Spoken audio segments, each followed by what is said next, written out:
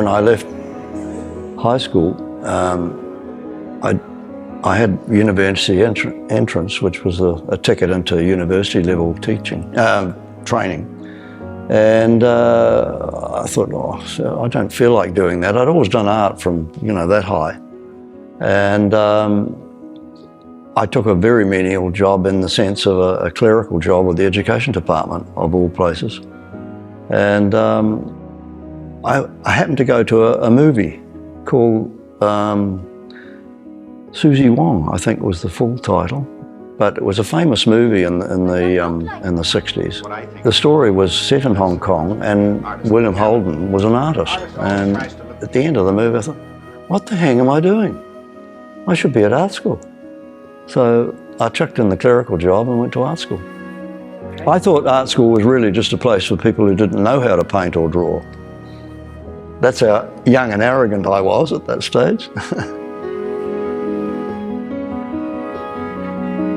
Like a lot of students at that time, we needed to survive, and especially at art school with material costs, you needed regular income. But living at home helped, but there was studentship offered to students to teach.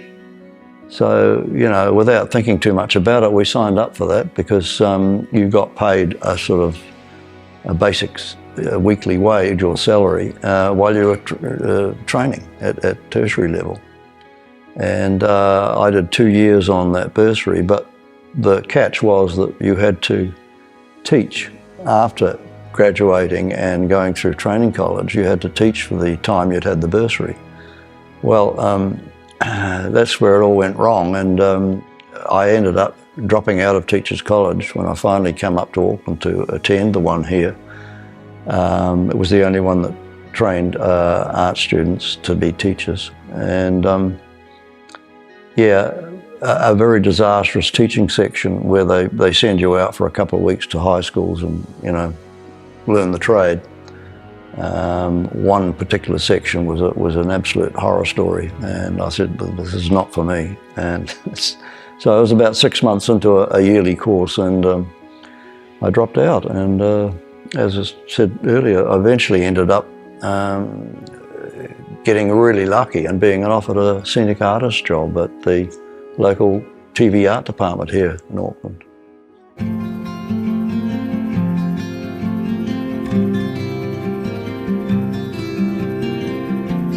Again, the luck just continued. Eventually I ended up designing for what was an entirely new series of pop shows, modelled on early English lines.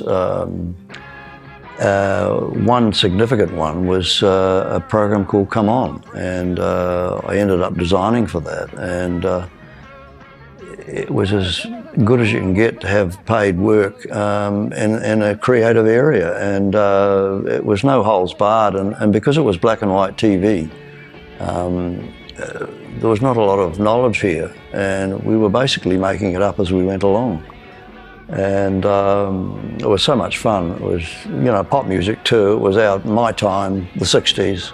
That was my music anyway. And I kept pinching myself. Is this happening? Am I getting paid to do this?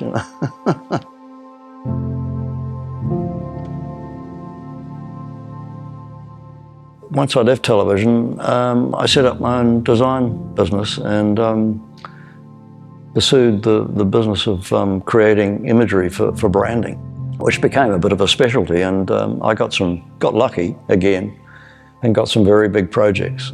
And a lot of the contacts and referrals I got were from old colleagues that had worked in TV. So, that sort of connection carried on. And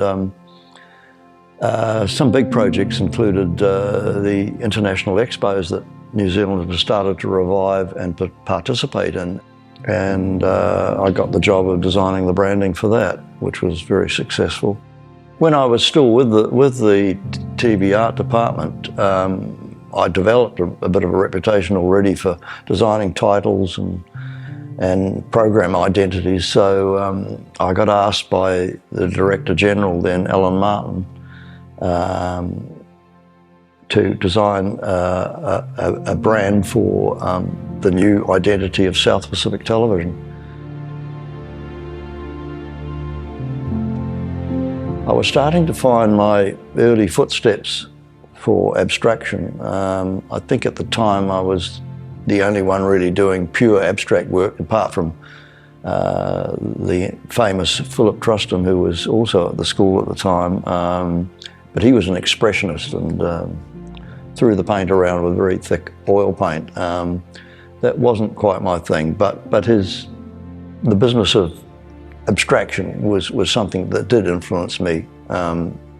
Having such a strong preference for design, I of course knew about the Bauhaus school in Germany and the principle that was established there, that there was no real division between the arts, crafts, fine art, architecture, design. It was all a seamless spread of creative activity, and one not being any better or higher or well regarded than the other, but it was something, you know, you practice as a craftsperson across the whole field. So that really inspired me, and the fact that abstract painting was a manifestation of the principles of the Bauhaus absolutely struck a chord, and there and then I really decided that was my direction. I wasn't going to paint landscapes or figurative work, portraits, and I'd been quite good at portraits, but that was the course I took, and I really haven't deviated much at all from that, if at all.